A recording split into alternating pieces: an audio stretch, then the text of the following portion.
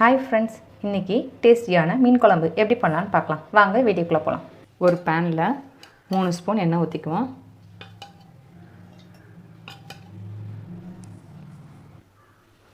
எண்ணெய் சூடாயிடுச்சு. இதில் 1 ஸ்பூன் கடுகு, 1 ஸ்பூன் ஜீரகம், கொஞ்சமாக வெந்தயம். இது பொரியட்டும். இதோட 2 கொத்து கருவேப்பிலை. இப்போ நல்லா பொரிஞ்சிடுச்சு. இருக்குது ஒரு 15 சின்ன வெங்காயம் நறுக்கி வச்சுருக்கேன், அதை இதோட சேர்த்துப்போம்.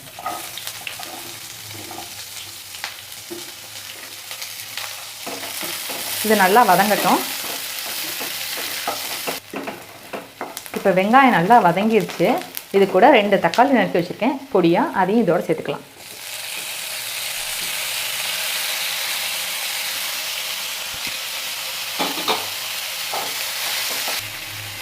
இது கூட ஒரு 10 சின்ன பூண்டு உரிச்சு வச்சுருக்கேன், அதையும் இதோட சேர்த்து வதக்கலாம்.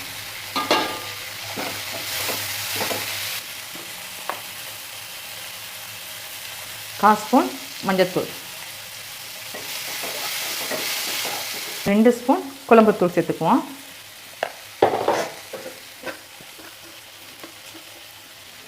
2 ஸ்பூன் தனி மிளகாத்தூள். இதுக்கு தேவையான அளவு உப்பு.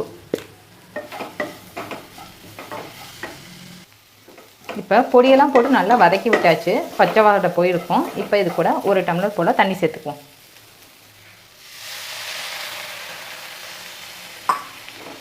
இப்போ இதை நல்லா கொதிக்கட்டும். இப்போ நல்லா சேர்ந்தாப்பில் வந்துருச்சு. இப்போ இதில் ஒரு நெல்லிக்காய் அளவு புளி கரைச்சி எடுத்து வச்சுருக்கேன், அதை இதோட சேர்த்துக்கலாம்.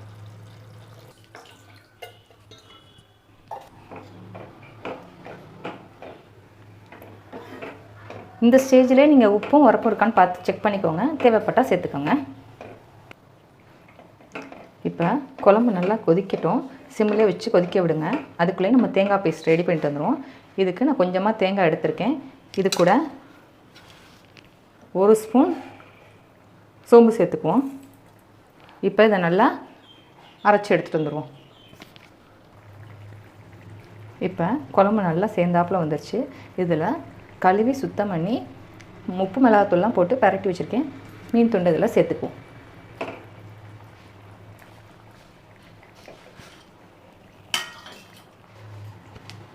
இதோட மீனோட தலையும் சேர்த்துக்குவோம்.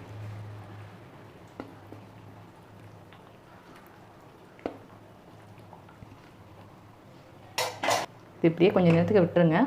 கொஞ்சம் நேரம் கழித்து பரட்டி விடுங்க. குறைச்ச தீயிலே வச்சு வேக விடுங்க.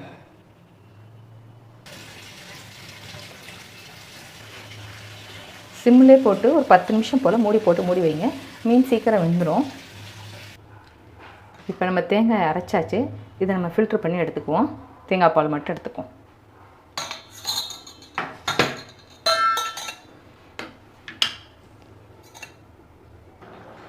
மீன் நல்லா வெந்துருச்சு.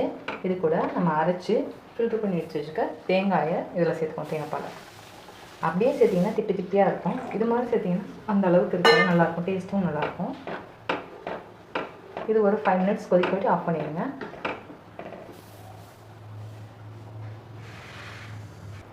இப்போ 5 மினிட்ஸ் போல் நல்லா கொதிச்சிருச்சு.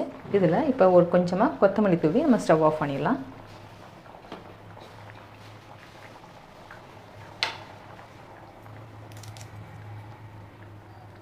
ஃபைனலி நம்மளோட டேஸ்டியான மீன் குழம்பு ரெடி. இந்த வீடியோ உங்களுக்கு பிடிச்சிருந்தா லைக் பண்ணுங்கள், ஷேர் பண்ணுங்கள், கமெண்ட் பண்ணுங்கள். மறக்காமல் நம்ம சேனலை சப்ஸ்கிரைப் பண்ணுங்கள்.